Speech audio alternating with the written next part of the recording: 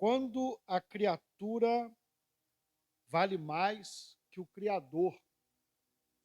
É muito interessante esse texto, e se vocês forem ver todos os estudos, eles estão numa sequência, né? Uma sequência que parece ser bem lógica. E aqui nós vamos falar bastante sobre o humanismo, tá? Vamos falar um pouco sobre o humanismo. O texto áureo é Romanos 1:25. Pois mudaram a verdade de Deus em mentira e honraram e serviram mais a criatura que o Criador, que é bendito eternamente. Amém. Romanos 1:25.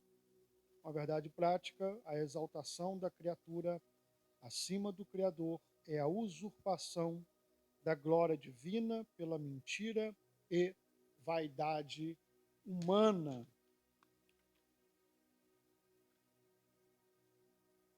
Vamos fazer a leitura do texto que foi separado para essa lição, que é o texto de Romanos, o capítulo 1, versículo 18 ao 25. Você acompanha aí na sua revista.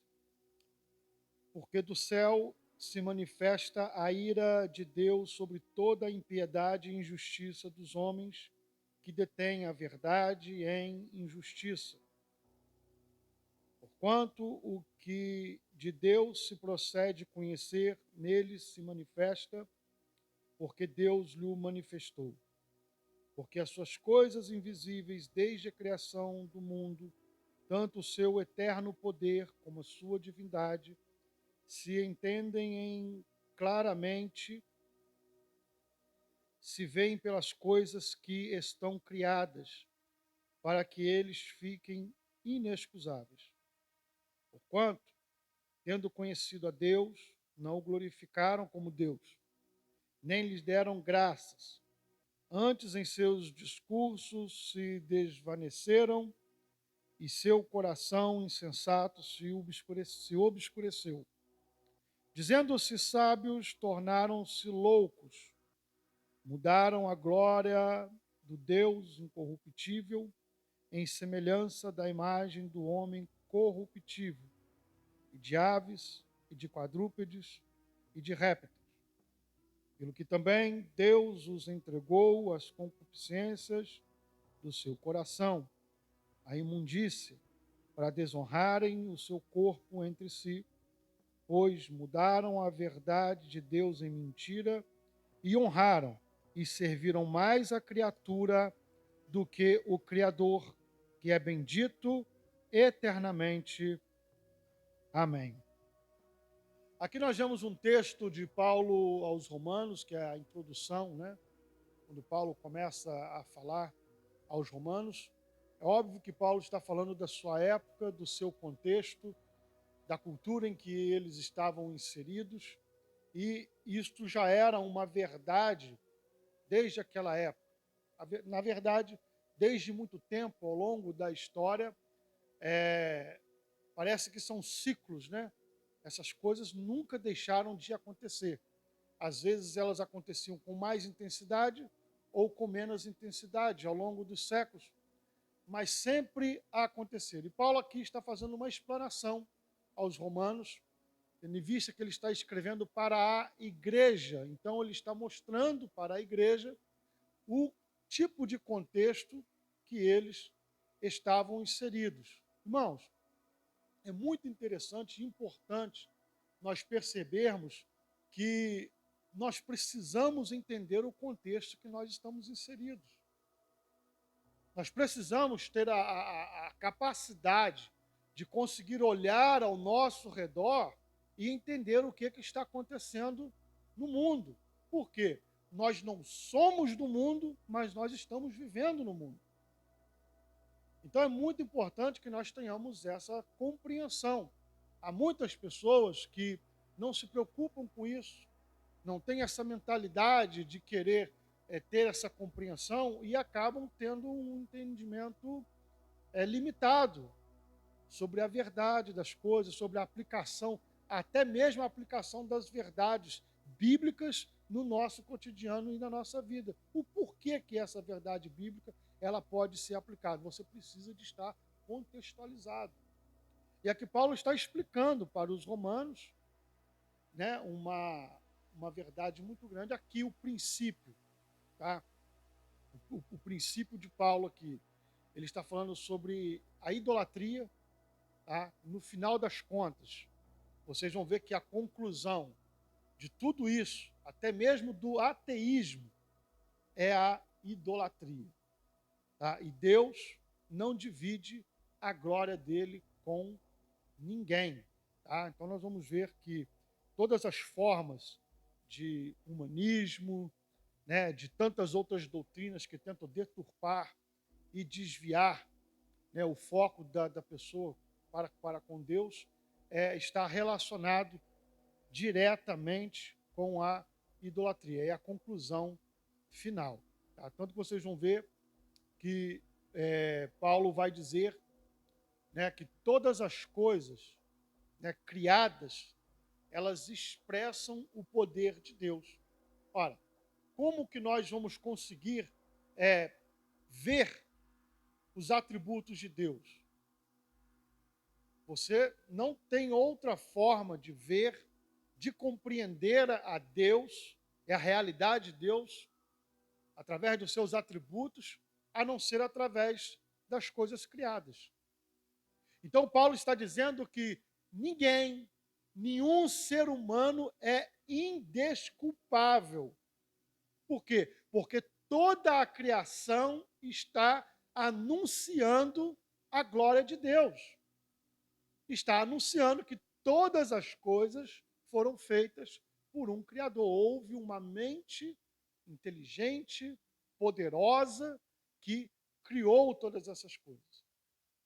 Os homens, eles tentaram, ao longo de toda a história, usurpar o direito, né, de Deus de ocupar esse lugar de Criador da humanidade, o lugar de Deus.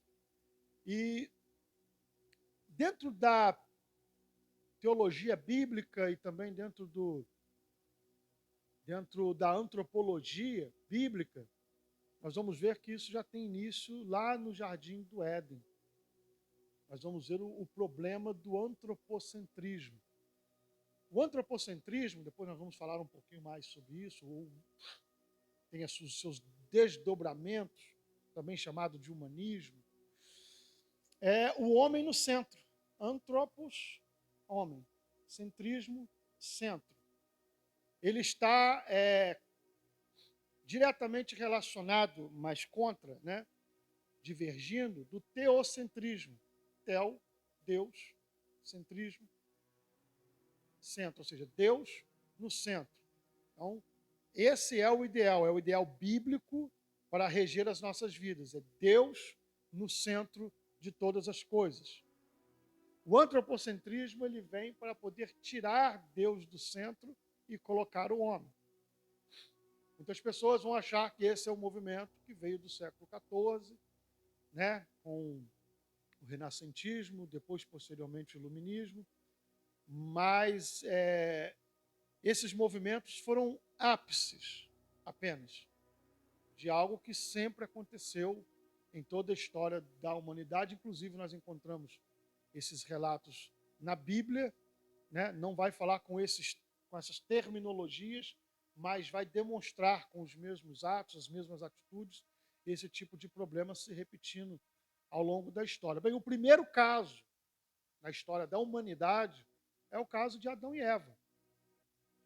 Ora, Deus criou o mundo, criou todas as coisas, colocou ali o homem e a mulher, e eles tinham ali liberdade, eles tinham ali o poder para poder governar sobre toda a criação, enfim.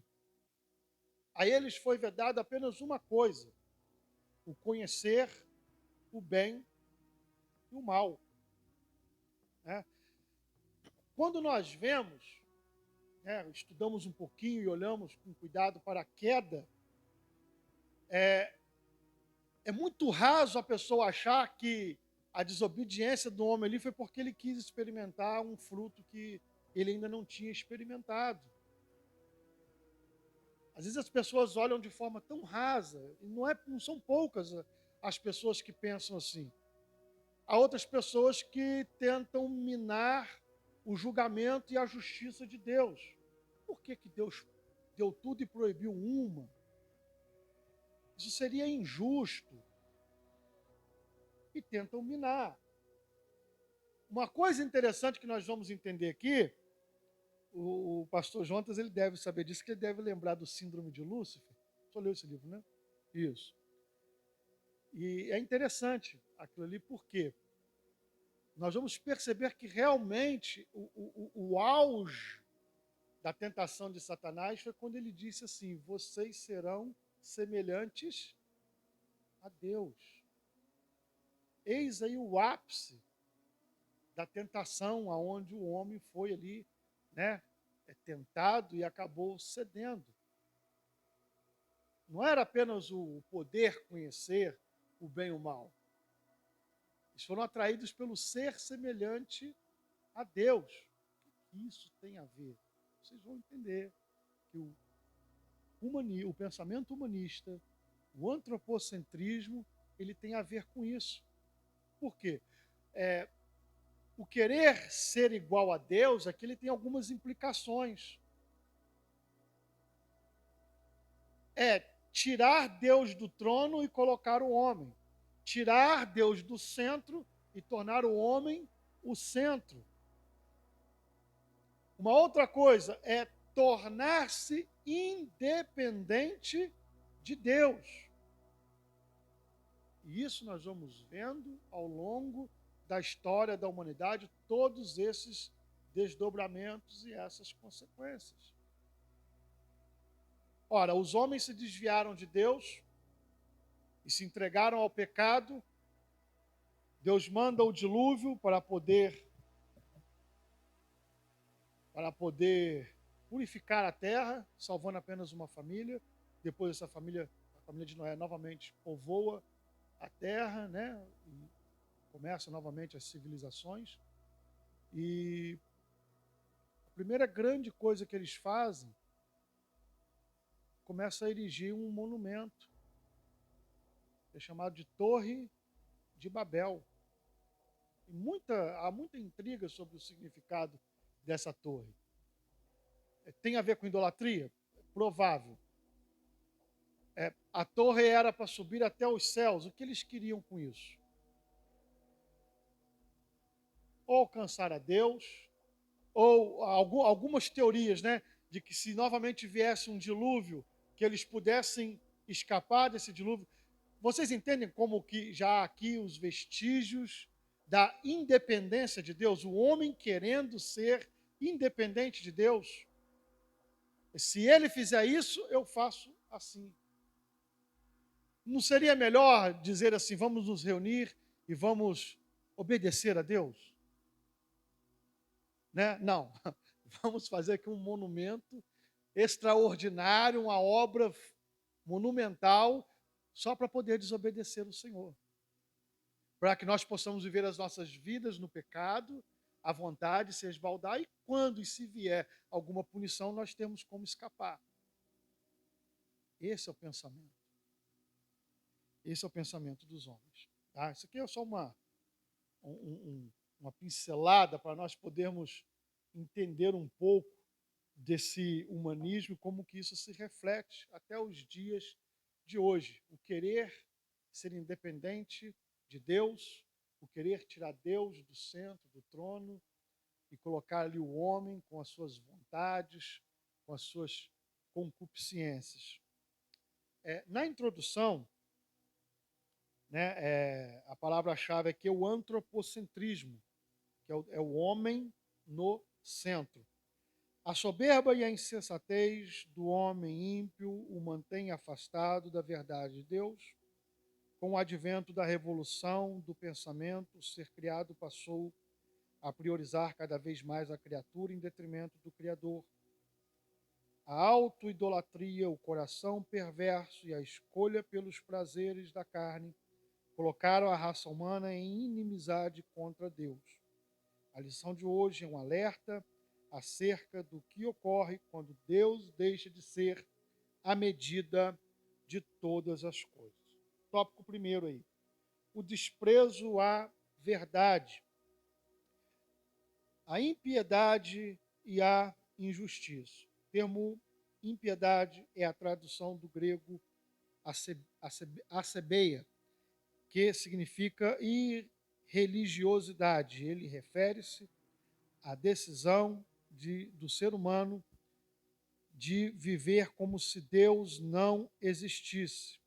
Já o vocábulo injustiça vem do grego adikia, e significa sem retidão. A palavra carrega a ideia de não ser reto diante de Deus e nem com o seu próximo. Deixa eu parar aqui rapidinho. Não tem como ser reto diante de Deus agindo errado com o próximo. Tá? Não tem como ser um bom cristão e dizer que é um cristão, que é um praticante, eu vou nos cultos e tal, e está com a vida errada e fazendo coisas erradas contra o seu próximo. Isso é incoerente. Não tem como. Tá? Então, ele está dizendo aqui, né, que a palavra carrega a ideia do ser humano ser reto diante de Deus. Ele não é reto nem diante de Deus e nem diante do próximo. Isso aqui é o óbvio. Tá? Não tem como fugir dessa regra. Tem como ser fingido. Tá? Mas, de verdade, não tem como. Diante de Deus, você só consegue provar a sua religiosidade. É que eu estou falando não no sentido pejorativo, né? No sentido de estar ligado com Deus, de ser um bom cristão, alguém que é obediente à palavra de Deus, na forma como você trata o seu próximo. Quem é o meu próximo? Quem é o seu próximo? Cabe a mim determinar quem é o meu próximo? Ou é Deus que determina quem é o nosso próximo? Quem é o nosso próximo? Quem é o meu próximo? Isso é só para você poder refletir um pouco aí. Ambas as palavras revelam a situação geral da humanidade não regenerada. Sua idolatria, o culto à criatura, a perversidade, a depravação moral, que expressam a decisão deliberada do homem em desprezar a verdade divina. Essa investida contra o temor a Deus e a relativização do pecado aprisiona e cauteriza a consciência humana. Tais ações provêm da recusa do homem em glorificar o Criador. Em suma, todas as formas de idolatria e de ateísmo são atos de rebelião deliberada contra Deus. Veja bem, uma coisa é uma pessoa se recusar a crer. Ele pode se recusar a crer. Desde que isso seja uma coisa pessoal, ele vai prestar conta entre ele e Deus. O problema é que o que nós vemos hoje é ativismo. O ateísmo dos nossos dias, de uma forma geral, ele é uma religião. Por quê? Porque eles estão a todo o momento tentando convencer outras pessoas de que eles estão certos. Inclusive, isso é um dos argumentos que se é usado contra o ateísmo, é de que se eles não creem, por que estão tão preocupados? Se preocupam tanto, é porque há uma cobrança dentro do interior deles que levam eles a estar sempre sendo cobrados. Entende? O tópico 2, a insensatez humana. O apóstolo Paulo assegura que a revelação geral de Deus, por meio da natureza, faz com que o ser humano possua o conhecimento sobre o Criador. Por isso, ninguém pode ser indesculpável acerca da realidade divina, nem do seu eterno poder. Vamos lá. A natureza divina é a forma pela qual a criação de Deus, o poder de Deus ele é expresso, a glória de Deus ela é revelada, e os homens, então, eles tentam se esquivar dessa verdade, eles tentam fugir dessa verdade, e ao longo de toda a história tentaram criar outros deuses para poder dizer: o Deus tal criou as cachoeiras, o Deus tal foi o Deus que criou os mares, o Deus tal é o que criou as montanhas, e por aí vai. Numa tentativa de, novamente, tirar Deus do centro e colocar uma criação e um pensamento humano no lugar. A idolatria, ela é um dos desdobramentos do pensamento humanista. Não estou falando aqui desse movimento que teve o ápice no século XIV, estou dizendo desse movimento que começa lá no Jardim do Éden. Lá no Jardim do Éden, então, começa desde sempre uma tentativa de se tirar Deus da história da humanidade e tentar substituí-lo por pensamentos humanos. Os deuses pagãos, todos eles, sem exceção, são criação do pensamento humano. Formas dos homens tentarem tirar Deus de jogada. Usurpar a glória de Deus para si mesmos. Mas não é para o Deus tal? Não. Se ele criou esse Deus, e agora as pessoas estão adorando e reverenciando esse pensamento, essa doutrina, logo, mesmo que não diretamente, mas indiretamente, o que está sendo adorado é o quê? É um pensamento humano. É um pensamento do homem. O homem no centro. Depois nós vamos falar um pouco disso, de como esse pensamento ele se reverbera também um pouco dentro da igreja, mas é só para vocês poderem entender um pouco de como que o pensamento humanista, ele desde sempre, né, ele está na história da humanidade, pode ser identificado. Há ação, né, maligna também por trás disso tudo, há sim influência maligna, mas voltamos lá no cenário do Jardim do Éden novamente. A culpa não é só do diabo. Deus responsabiliza tanto o homem como Satanás pela queda. Então, todo esse desdobramento ao longo de toda a história, nós vamos ver que o diabo tem a sua parcela de culpa nas desgraças da história da humanidade, mas o homem não pode se eximir, não pode escapar da sua responsabilidade. Os homens têm responsabilidade. Quer falar alguma coisa? Se alguém quiser acrescentar, fica à vontade, tá?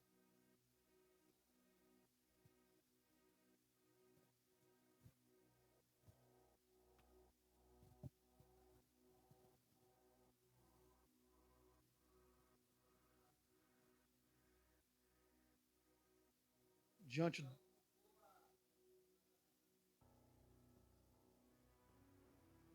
Quer falar? Pode falar, mano.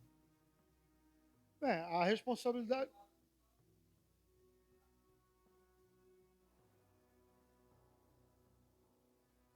Sim.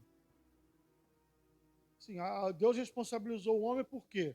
Porque havia uma lei que foi dada por Deus. Toda a lei de Deus, ela sempre existiu. Mas ali no Jardim do Éden, toda ela estava resumida em uma única coisa: o obedecer a Deus e não comer o fruto. Não tinha nada de místico no fruto, tá, irmãos? Não era uma fruta mágica, nada disso. Era apenas uma árvore com um fruto e a questão ali era a obediência. Se iriam obedecer, sim ou não. Essa ordem foi dada para o homem. Ele deveria obedecer. Vocês veem que Eva foi a primeira iludida, correto? Ela comeu do fruto. O que aconteceu? Nada. É só você ler o texto. Eva come, a princípio não acontece nada. Ela vem, então, e seduz o seu marido. Aqui, ó, o fruto é gostoso, a fruta é boa. Eu comi e não aconteceu nada. Aí Adão olha, você não morreu mesmo. Você está bem. Então é bom para comer. Quando ele come o fruto, o que acontece? Os olhos dos dois se abrem. A ordem de Deus foi dada para o homem. O pastor é machista. Irmãos, eu não escrevi a Bíblia. Eu não inventei essas coisas, é o que está escrito lá. Se fosse ao contrário, Deus deu a ordem para a mulher, e o homem comeu, não aconteceu nada. E a mulher, quando come, aí eu estaria falando isso. Mas foi o contrário. Aqui não é uma questão disso. É uma questão de um princípio que foi dado por Deus.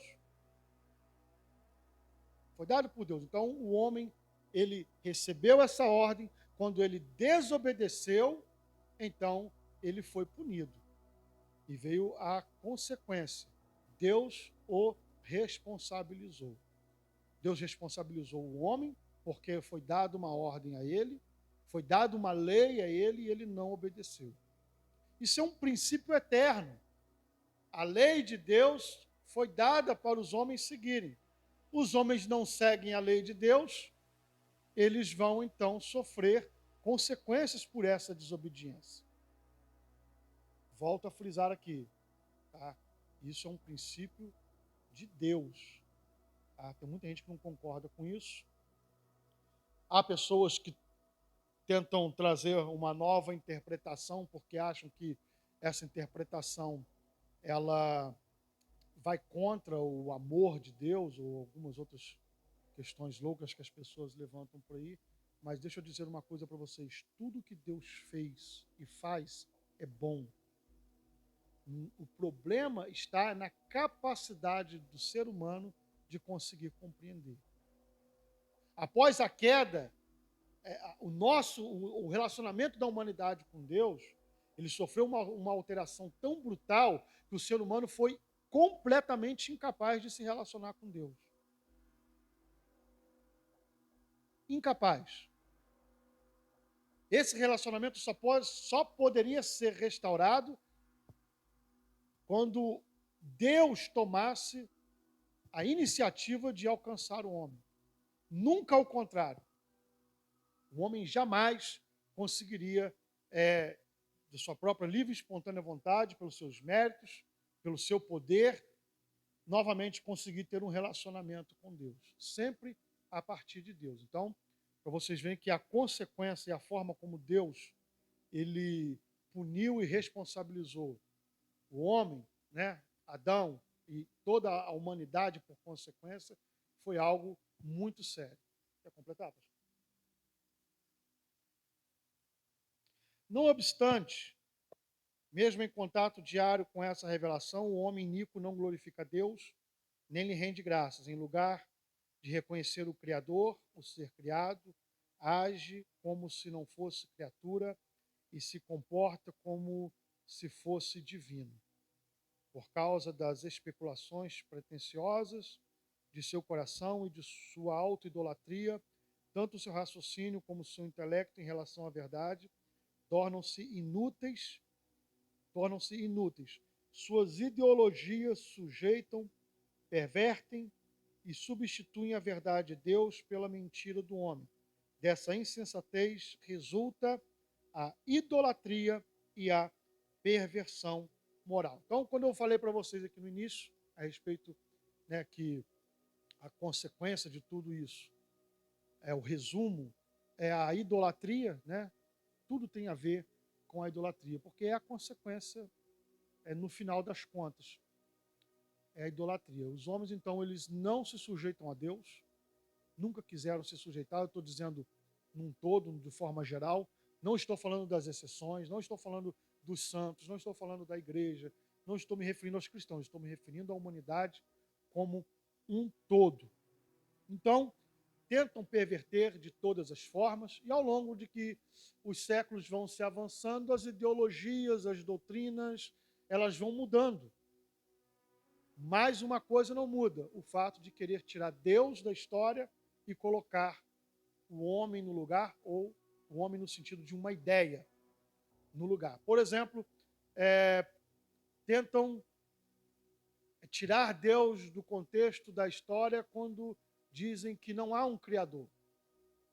Tudo que existe aí é fruto de um Big Bang. Na verdade, nem eles sabem explicar direito como que ocorre isso, né? O Big Bang, ele é uma teoria, dizem que é científica, mas há muita controvérsia, porque só pode ser ciência se puder ser estudado, se puder ser apalpado, se puder ser examinado, se puder ser feito experimentos com aquilo que se é o objetivo do estudo.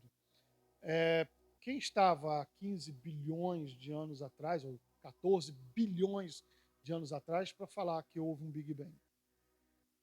Quem estava lá? Não estava. Então, eles buscam em algumas outras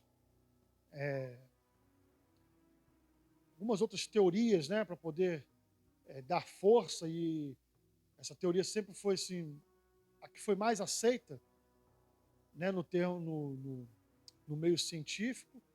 Porém, com lançar aquele telescópio James Webb, e ele tirou fotos, né, do que seriam os primórdios, e haviam galáxias prontas.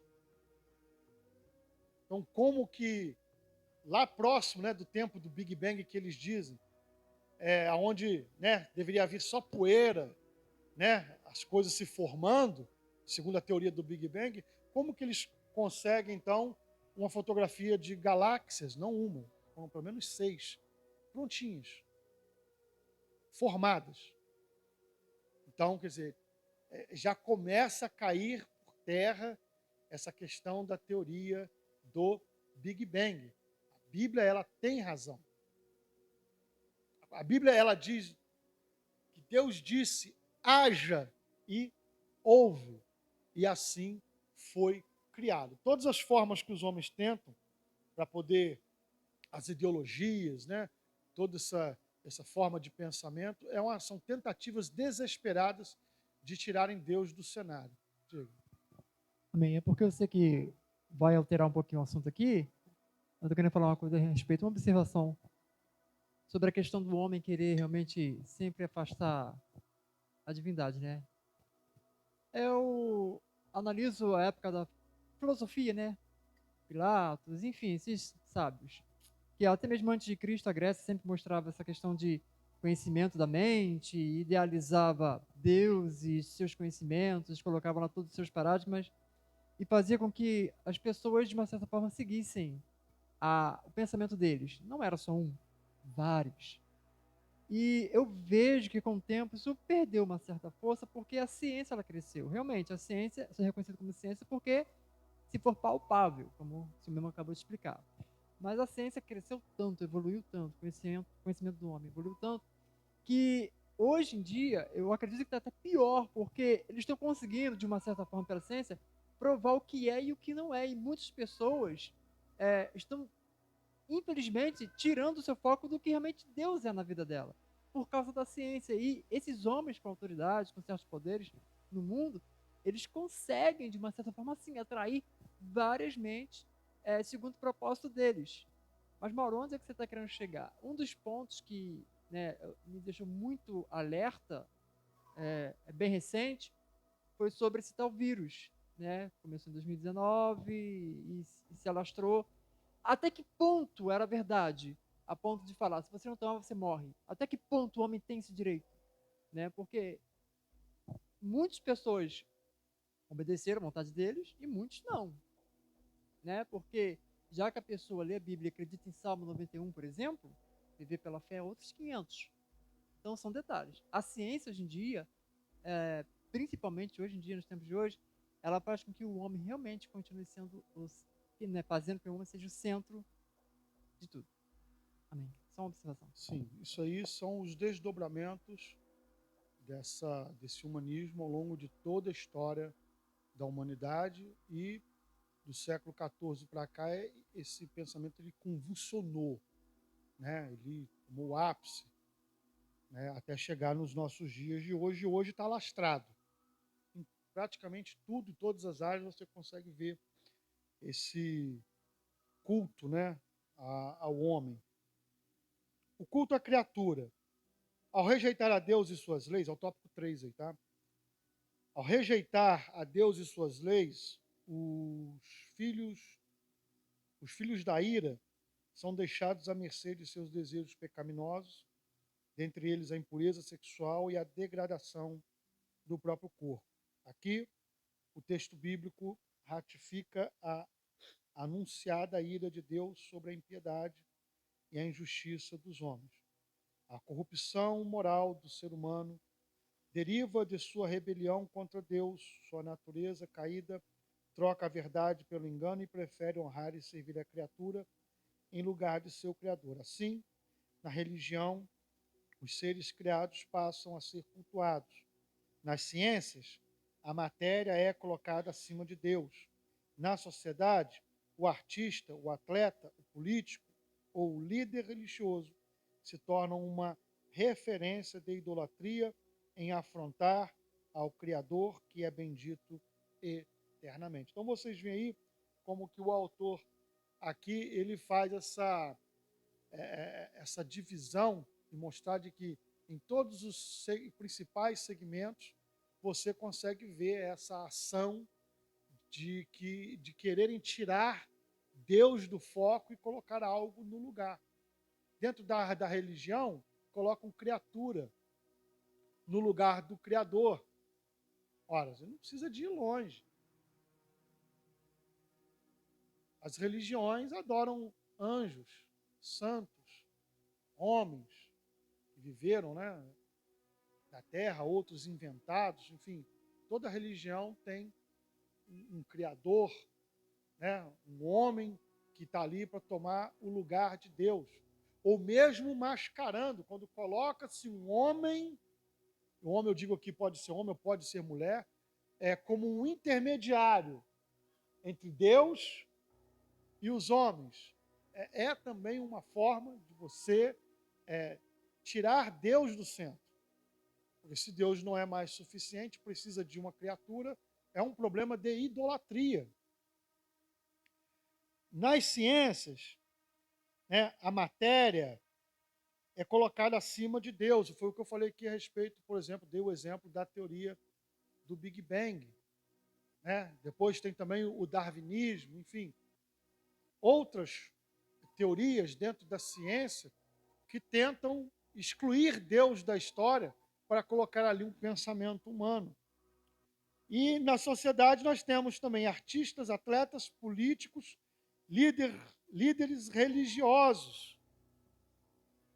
Irmãos, isso está tão vivo nos nossos dias hoje. Né? Quantos atletas são endeusados? Pessoas que passam, não é brincadeira não, 2 dias na porta de um estádio, em fila, acampando, para poder comprar ingresso para o show de determinado cantor ou cantora, banda que seja. Mas quando vem para a igreja, o culto passa 10 minutos do tempo, já é um pandemônio. Né? O inferno subiu na terra. Mas, enquanto estão no mundo, fazem de tudo. Depois que se tornam crente, eu não sei o que acontece, né? Que aquela mesma disposição que eles tinham para a idolatria acaba. Né? Não tem esse mesmo ímpeto, essa mesma força na adoração e na prestação de culto ao Senhor. Enfim, isso são coisas da minha cabeça, talvez. Pastor, é que você comentou isso aí, Ah. né? Sobre a questão do passa 10 minutos e vira um pandemônio, né? Essa coisa ridícula. Mas eu consigo entender que quando a Bíblia fala sobre o culto racional, não é culto pessoal, culto racional.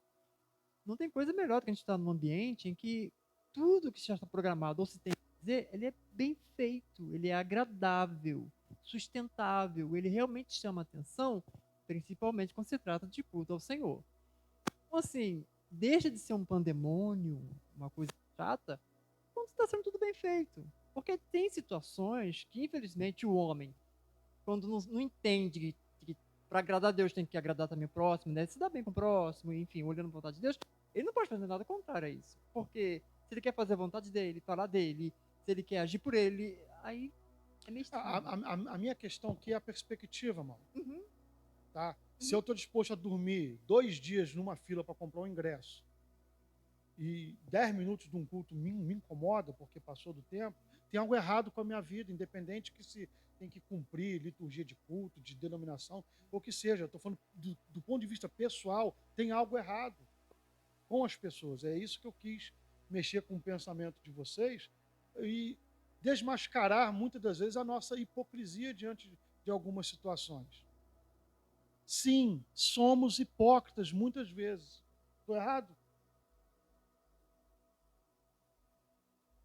Muitas vezes nós somos hipócritas, irmão. No mundo, o cara fica a noite inteira no baile, dançando e tal, no forró, em pé, a noite inteira. Mas, se chega no culto e precisa a igreja ficar em pé, né? Pede-se. Não é obrigado, pede para a igreja ficar em pé para cantar 2 louvores. Tem gente que já vira a cara, reclama. Talvez isso nunca aconteceu aqui. Talvez nunca aconteça aqui, mas em muitos lugares acontece, eu sei.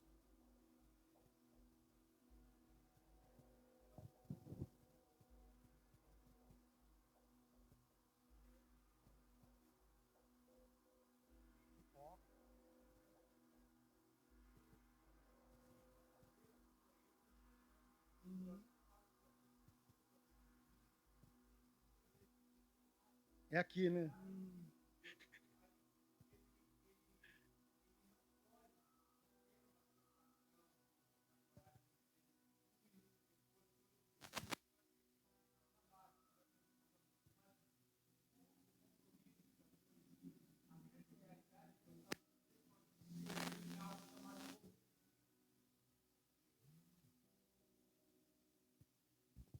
Alguém quer acrescentar mais alguma coisa?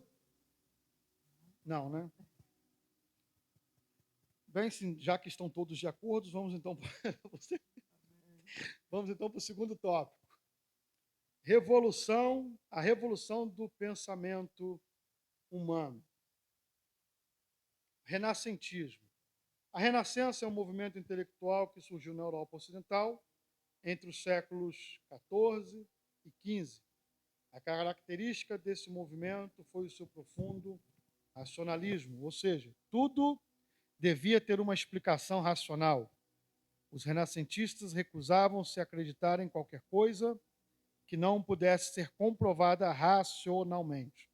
Durante esse período, que coincide com o início da Idade Moderna, que os historiadores marcaram a partir da tomada dos otomanos pelos turcos em 1453 até 1789, Revolução Francesa. A visão teocêntrica em que Deus era a medida de todas as coisas foi mudada por uma concepção antropocêntrica, em que o homem se tornava a única medida de todas as coisas. No lugar de ver o mundo a partir das lentes do Criador, os homens passaram a enxergá-lo a partir das lentes da criatura. Assim surgiram os primeiros efeitos do processo de secularização da cultura, quando a vida social passou a ceder espaço para o racionalismo e o ceticismo. Nesse sentido, a revolução científica e literária que se deu a partir do renascentismo contribuiu para o surgimento do humanismo. Deixa eu dizer uma coisa aqui para vocês, que é bom a gente frisar, é que esse período aí marcou o chamado final da Idade Média, ou Idade das Trevas. E aqui nós precisamos entender o seguinte, que essa tendência do ser humano, né, de querer substituir a Deus, de querer tirar Deus do centro, colocar os pensamentos humanos, ela vem desde sempre, desde do Éden, como eu venho dizendo a vocês. Mas aqui ela convulsionou. E por que, que ela convulsionou? Por culpa da igreja. Já parou para pensar nisso? A igreja, e aqui nós estamos falando sobre o catolicismo romano, oprimiu tanto a sociedade, oprimiu tanto a cultura, que levou a esse movimento, acabou levando para esse movimento, um movimento de ruptura. Porque ninguém aguentava mais o jugo da igreja. Vejam bem, não era a obediência a Deus, era o jugo da igreja. Acabou levando para esse momento. Então vocês vão ver que a partir do século XIV, né, nós vamos ver vestígios disso já no século XII, né, dentro da própria religião, né, nós vamos ver ali movimentos de ruptura, movimentos de querer trazer mudanças, porque já não estavam suportando mais. Né? Exemplo, se uma mulher tivesse conhecimento de ervas, por exemplo, ela sabia fazer chá para poder curar uma dor de barriga, uma dor de cabeça, ou uma doença de pele, qualquer coisa, essa mulher era acusada de bruxaria e queimada numa fogueira. Mulher ou homem que seja. Então, se foi um período de idade das trevas mesmo. Tá? As pessoas não tinham acesso, por exemplo, à palavra de Deus. Se você tivesse uma porção da palavra de Deus, como por exemplo uma página assim, se você tivesse um pedacinho dessa página, alguém denunciasse e fosse descoberto, era motivo para você ser queimado em uma fogueira. Porque somente o alto clero podia ter acesso às escrituras. As pessoas eram largadas no analfabetismo de propósito. De propósito, as pessoas, na sua grande maioria, não sabiam ler, não sabiam escrever, eram totalmente ignorantes. Por que assim? Por que isso? Porque é mais fácil de você enganar, é mais fácil de você ludibriar. O que vale é o que aquele líder está dizendo. E isso nós vamos ver como que esse princípio até hoje ele é utilizado, né? Não da mesma forma, mas os mesmos princípios aplicados. O humanismo. Eu precisei de fazer essa ressalva aqui, porque a gente precisa de ser justo, né? A gente precisa de ser justo. Inclusive, o movimento da reforma protestante, ele é fruto desse meio de opressão. Tanta opressão que ocorreu que acabou havendo essa ruptura. E graças a Deus por isso. Imagine se não tivesse havido, né? Como nós estaríamos hoje. Humanismo. A Itália foi o principal centro humanista no final do século XV. Para o movimento humanista, a ética e a moral dependem do homem, assim como a criatura passou a ser a base de todos os valores, e não o criador. Os humanistas aprofundaram os seus estudos na história antiga, a fim de desconstruir os livros sagrados. De positivo, destaca-se a valorização dos direitos do indivíduo. Porém, esta não é uma bandeira própria do humanismo. O que ele está dizendo aqui do ponto positivo foi o fato de as pessoas terem acesso a estudo. Tá? Foi um dos pontos que podemos dizer que é positivo, foi essa questão. Tá? Porém, essa não é uma bandeira própria do humanismo. A Bíblia possui um arcabouço de concepções de liberdade e de igualdade que antecedem muitos direitos que aparecem nos tempos modernos. Destaca-se ainda a Escritura, ensina a igualdade entre raça, classe social e de gênero. Bem, a Bíblia vai dizer que não há grego, não há judeu, não há escravo, não há livre, não há homem e não há mulher diante do Evangelho, porque todos são um em Cristo. Então isso está mostrando o quê? Igualdade diante de Deus. Igualdade no sentido de relacionamento com Deus, de comunhão com Deus, de acesso a Deus e também de ser salvo. tá? Dessa graça.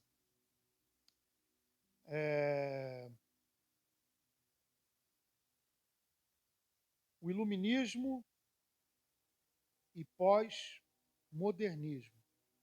O iluminismo surgiu na Europa entre os séculos 17 e 18. Seus adeptos rejeitaram a tradição, buscavam respostas na razão, entendiam que o homem era o senhor do seu próprio destino e que a igreja era uma instituição dispensável. Já a pós-modernidade, ou modernidade líquida, surge a partir da metade do século XX. Sociólogos observam que a sociedade deixou de ser sólida e passou a ser líquida. Isso quer dizer que os valores que eram absolutos tornam-se relativos. Aqui é o seguinte, irmão. O que eles querem dizer com a questão de ser sólido ou líquido é porque uma coisa em estado sólido, por exemplo, um tijolo. Se você colocar um tijolo em uma bacia, ele continua com o formato de tijolo. Se você pegar o tijolo e colocar ele no chão, ele continua com o mesmo formato, com a mesma forma. Agora, quando você pega um líquido, como a água, se você colocar ele em uma tigela, ela vai assumir aquele formato. Se você colocar num copo cilíndrico, ela vai assumir aquele formato. Se vocês derramar ela no chão, ela vai se espalhar, assumindo um formato plano. Então, o que eles querem dizer com isso é que a sociedade não tem mais um formato, ela não é mais baseada naqueles valores antigos, né, conservadores, que agora ela flui. É isso que eles querem dizer que ela é líquida, porque se relativiza tudo. Tudo pode ser relativizado. Tá bom? Nesse aspecto, a coletividade foi substituída pelo egocentrismo, em que os relacionamentos se tornam superficiais. Nesse contexto, os dois grandes imperativos que marcam esse momento foram o hedonismo e o narcisismo. Na busca do bem-estar humano, tudo se torna válido, tais como o uso das pessoas, o abuso do corpo, a depravação e o consumismo desenfreado. Isso aqui, irmãos, são aspectos práticos do humanismo dos nossos dias. Tá? Porque ao longo de todos os desdobramentos, ao longo dos séculos, eles foram evoluindo, foram se revestindo, foram tomando novas formas, incorporando novos conceitos, novas ideologias. E aqui ele vai falar que duas coisas que você consegue descrever ou perceber bem o humanismo é através do hedonismo e através do narcisismo. O narcisismo é aquela pessoa que idolatra a si mesmo. Tá? Ele idolatra a si mesmo, a sua própria imagem, aquela coisa toda. É uma pessoa que se ama acima de tudo. É um egoísta ao extremo. Tá? E o hedonista, o hedonismo, é aquela pessoa que busca a felicidade através dos prazeres. Então, não importa os meios. O que importa é que no final a pessoa seja feliz, que a pessoa atinja o seu prazer, que ela esteja satisfeita, né, no final das contas. Não importa se no processo ela atropelou pessoas, se ela perverteu a lei de Deus, se ela cometeu pecados. Não importa se no caminho ela cometeu adultério, se ela cometeu roubo, se ela cometeu homicídio. Se no final ela adquiriu e conseguiu o prazer, está tudo certo. Está tudo certo. É óbvio que ninguém vai falar isso de uma forma aberta e escancarada. Eles vão dizer que o hedonismo ele tem a ver apenas com a questão da perversão moral e sexual, né? Mas é óbvio que vai muito além. Tá? Vai muito além porque há pessoas que encontram o seu prazer até na criminalidade. pessoas que são sádicas. Então nós vamos ver na sociedade hoje, né, a sociedade está desenfreada. O humanismo está tomando conta. Esses dias eu estava ouvindo um debate, né, falando a respeito, né, das coisas que estão acontecendo nos nossos dias hoje. Gente, nós estamos vivendo pior do que Sodoma e Gomorra. Estou falando do mundo, tá? Então há algumas festas que são promovidas por pessoas famosas, onde muitas celebridades vão e tal, em que há quartos para que haja experiências que a pessoa nunca teve. E ali, se ele quer ser um iniciado, então ele entra naquele quarto ali, e ali acontece todo tipo de bizarrice. Experimentação de drogas, experimentações de todo tipo de perversão moral e sexual, e isso eles aplaudem. As pessoas que estão nesse círculo específico que eu estou mencionando aqui, quando eles passam por esses processos, eles são aplaudidos. E naquele meio ele acaba tendo aprovação.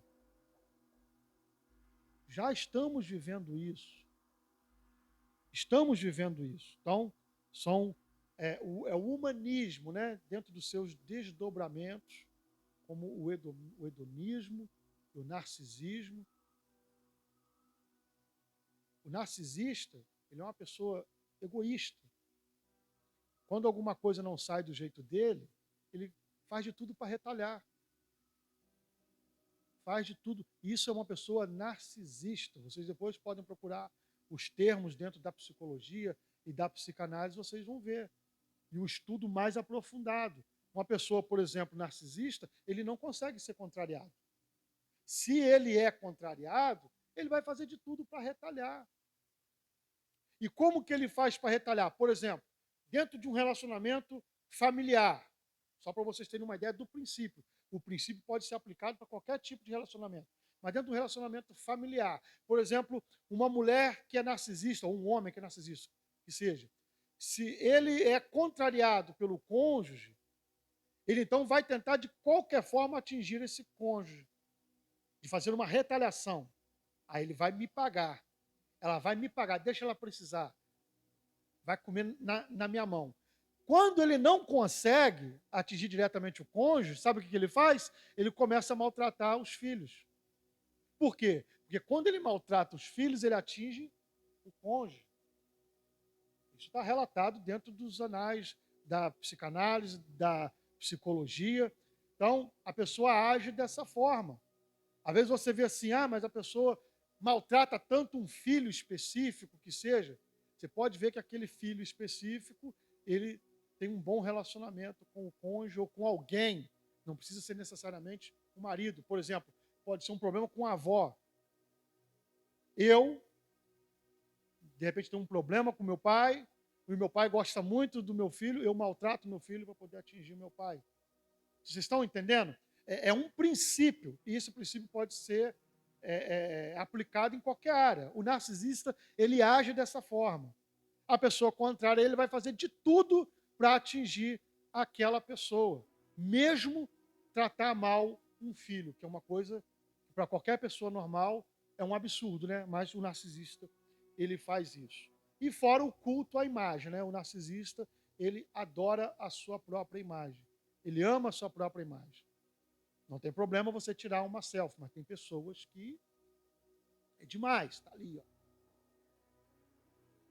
Não estou dizendo que toda pessoa que tira selfie é narcisista, não, mas um dos, dos sintomas que você pode cavucar e acabar descobrindo uma pessoa narcisista é aquela pessoa que cultua demais a própria imagem. Quer acrescentar, pastor? É.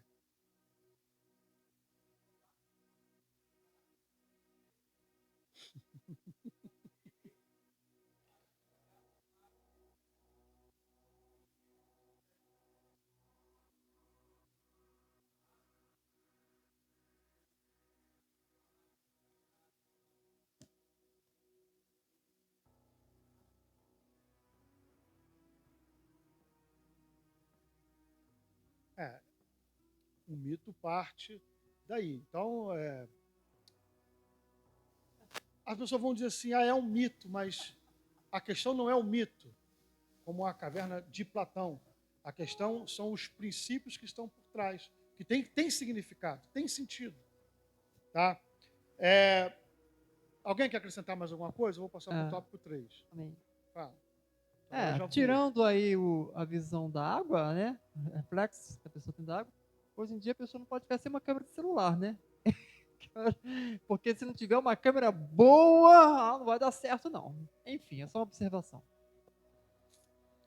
Volto a frisar a vocês, tá, irmãos? Não é porque a pessoa tirou uma selfie, colocou uma foto, que a pessoa é narcisista, não, tá? Nós estamos falando aqui de pessoas compulsivas que realmente têm problema. Senão daqui a pouco vai falar assim, o pastor falou que toda pessoa que tira selfie é narcisista. Eu falei isso? Eu não falei, tá? Pelo amor de Deus, hein? Vamos lá. Tipos de auto-idolatria. Idolatria da autoimagem. A idolatria é tudo que se coloca no lugar da adoração a Deus. Nesse caso, podemos dizer que o culto à autoimagem é uma forma de idolatria. Enquanto Cristo reflete a imagem de Deus, o narcisismo humano reflete a natureza do pecado. O apóstolo Paulo retrata o homem caído como uma pessoa egoísta, amante de si mesmo, avarenta, amante do dinheiro, odiosa, sem amor para com o próximo, rebelde, sem amor para com Deus, e hedonista, amante dos deleites. Desse modo, uma pessoa não regenerada tem a necessidade de autopromover-se. Presta atenção aqui, ó. Desse modo, uma pessoa não regenerada tem a necessidade de autopromover-se, desenvolvendo uma opinião elevada de si mesmo. Ela também anseia por reconhecimento e, de modo ilícito, busca estar sempre em evidência. Contrária à autoidolatria, a Bíblia ensina que a primazia é de Cristo, não do homem. Idolatria do coração. O coração refere-se às emoções, à vontade e ao centro de toda a personalidade. Ele também é descrito como enganoso e perverso, pois do seu interior saem os maus pensamentos, as imoralidades, a avareza, a soberba e a insensatez. Em vista disso, Deus condena a adoração de ídolos no coração. Infelizmente, algumas pessoas chegam a aparentar que adoram a Deus, mas na verdade servem aos ídolos em seus corações. Assim, quem não teme a Deus traz a idolatria no seu íntimo quando prioriza a reputação pessoal, busca o prazer com um bem maior, nutre tendências supersticiosas e possui excessivo apego aos bens materiais. Ao contrário dessa postura, a fim de não pecar, somos advertidos a guardar a palavra de Deus no coração. Então, aqui, a idolatria da autoimagem e a idolatria do coração. São duas coisas que poderíamos dizer que estão dentro do mesmo escopo, porém o autor aqui ele quis frisar, né, de aspectos separados. Porém, vocês vão ver que uma coisa não tem como escapar da outra. Por exemplo, a idolatria, a autoimagem, ela é parte de uma idolatria do coração, né? Tudo parte do coração. Do coração, ele é a sede dos sentimentos. Coração aqui, irmãos, no sentido bíblico, está se referindo à nossa razão, tá? Não ao órgão, o músculo em si, mas a nossa razão, ao centro dos nossos sentimentos. Nós vamos ver que isso é uma coisa humanista na sociedade. Né? Isso aí está mais do que caracterizado e evidenciado para qualquer um ver. O problema é que quando a pessoa que se diz convertida vem para a igreja e continua tendo as mesmas práticas. Aqui o autor ele falou algumas coisas que são muito sérias. Por quê? pessoas que são mais preocupadas com a sua reputação do que em servir a Deus. Como pode isso? Há situações que colocam a gente em situações difíceis, como, por exemplo, falar uma mentirinha. O que tem? O que tem falar uma mentirinha? Mas, teologicamente falando, tem implicações seríssimas. Muitas pessoas, para preservar a sua autoimagem, a sua reputação, mentem. Falam mentira ou vivem de forma mentirosa. Pessoas que estão preocupadas com a sua autoimagem, dentro do contexto da igreja, tá? Dentro do contexto da igreja, há cantores e pregadores que não vão cultuar numa igreja pequena. Estou falando mentira, pastor? Há pastores, há pregadores e há cantores que, quando você vai convidar eles perguntam: quantos membros tem a sua igreja? Por quê? Porque se for igreja com menos de 500 membros, eu não vou. Se tiver menos de 1.000, eu não vou. Porque ele está preocupado com a reputação dele. Fulano de tal foi numa igrejinha de 20 membros, numa congregação. Isso para ele é algo que vai fazer com que a reputação dele seja desmerecida. Se ele está cantando e se apresentando, né, pregando ou cantando só em igrejas grandes, isso significa que ele está bem. Ele está sendo reconhecido. Então, é aquela questão da autopreservação. Tudo isso parte do coração. Então, se eu venho no culto e eu preciso ter oportunidade, se eu não cantar, se eu não pregar, se eu não ensinar, não vale. Eu tenho que, de alguma forma, estar em evidência. E eu já falei a vocês aqui algum tempo atrás a respeito do culto à personalidade. Vocês devem lembrar disso. Os problemas, o perigo do culto à personalidade, tudo isso tem a ver. Irmãos, o antropocentrismo é o homem no centro. Vamos lá hoje porque vai estar o pregador tal ou o cantor tal. Passa o mês inteiro sem vir. Passam meses sem botar a cara na igreja. Mas se o cantor tal vai vir, aí ele vem. Faz até propaganda da igreja. Isso é idolatria na sua conclusão. No final de tudo, é idolatria. Dentro da igreja, isso é um absurdo. Sim, dentro da igreja há a idolatria por causa do antropocentrismo, por causa do pensamento humano em todos os seus desdobramentos que nós já vimos aqui. Há perversão moral e sexual dentro da igreja? É claro que há. Dentro da igreja está cheio de narcisistas e hedonistas. Recebi um vídeo essa semana aí do pau quebrando numa igreja, o pastor com um caso com um membro, e coisa terrível. Uma coisa terrível. E mandaram para mim, é perto da sua casa. Eu só nem sei, porque eu não saio de casa para igreja nenhuma. Não sei nem quem é. E realmente era uma igreja até de casa, mas eu não sei. Dizem, a Cristo conhece a igreja, mas eu não sei de onde que é. Coisa horrível. Horrível. Tem dentro da igreja? Tem. Isso é o humanismo dentro da igreja, nos seus desdobramentos. Então, irmãos, nós precisamos de tomar muito cuidado com isso. Há pessoas, e a idolatria está dentro da igreja, que cultua personalidades. Eu sou da igreja do pastor fulano, como se o pastor fulano fosse salvar alguém. Eu sou da igreja onde a cantora tal está, como se igreja. Estou falando de instituição religiosa, denominação religiosa. Irmãos, isso é besteira. Isso é besteira. Tá?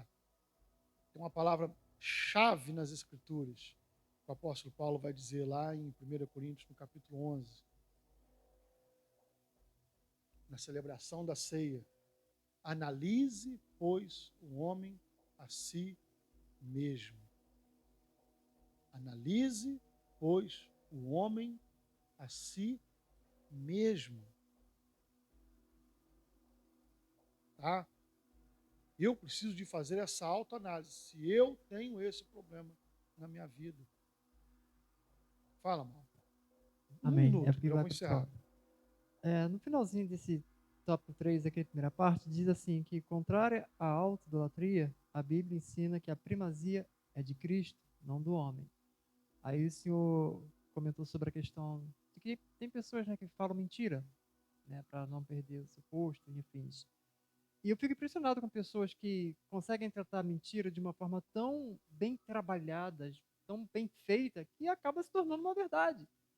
Se bem que o certo mesmo, né, hoje em dia as pessoas têm facilidade de mentir, também muitas pessoas estão negando a verdade, né, deixando de falar a verdade.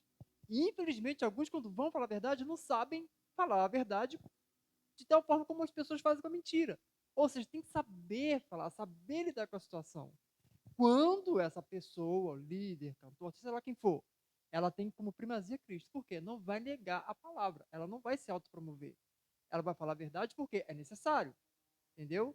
Assim como a mentira não é necessário. Sim. Amém. Só um detalhe. A palavra de Deus, ela é o nosso guia. Ok?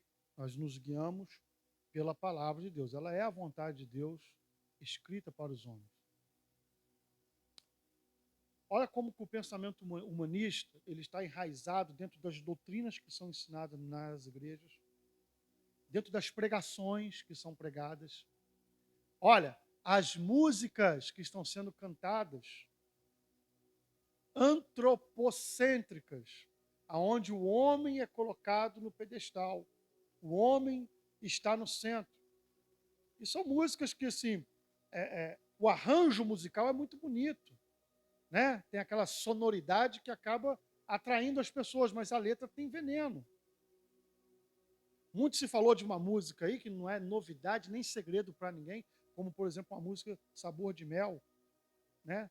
A gente até entende por que fizeram ela, né, pastor? Mas, biblicamente, ela está errada. Teologicamente, ela está errada. Né? Porque tenta colocar o homem no centro. Toda vez que nós vemos um louvor dizendo eu, precisamos de tomar cuidado. Precisamos de tomar cuidado com o que está sendo dito e o que está sendo passado através daquilo ali. O que é um louvor e uma adoração? É você reverenciar a Deus. Se eu estou reverenciando a mim mesmo ou a quem quer que seja, esse louvor já não é para Deus, é para o próximo. E vamos voltar à conclusão final, né, de que a conclusão de tudo isso acaba terminando na idolatria. Deus não divide a glória dele com ninguém. E há dentro das igrejas, aqui nós não temos esse problema, graças a Deus. Né? Mas, de uma forma geral, estão tentando tomar o lugar de Deus nas igrejas. As pregações, irmãos, as pregações estão tentando tomar o lugar de Deus. Quer ver só uma coisa? Doutrina do livre-arbítrio é uma doutrina diabólica. É uma heresia, porque o livre-arbítrio coloca na mão do homem o destino da sua própria vida. Se o homem tem nas suas mãos o destino da sua vida, então Deus está de lado. Conclusão, essa é a conclusão inevitável.